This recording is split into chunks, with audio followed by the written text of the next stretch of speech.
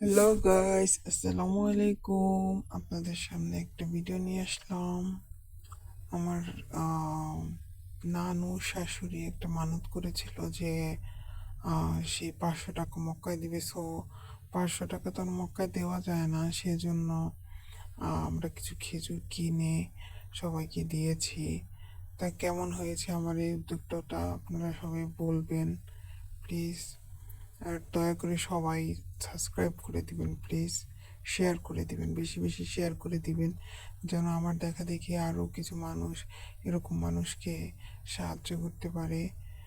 Please সবাই subscribe করে দিয়ে, চ্যানেলটা সাবস্ক্রাইব করে দিয়ে শেয়ার করে দিবেন, ঠিক আছে? যতটুকু সামর্থ্য ছিল ঠিক ততটুকুর মধ্যে দেওয়ার চেষ্টা করেছি।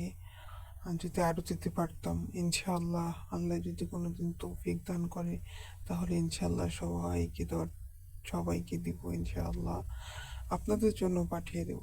কমেন্টে বলে যাবেন কার কার লাগবে খেজুর, অবশ্যই আপনাদের জন্য পাঠিয়ে দেব। আমরা 2 বক্স কিনেছিলাম, তো শেষ খালাস। এখন শুধু আমি দাঁড়িয়ে আছি, এখন শুধু খোলার অপেক্ষা করব।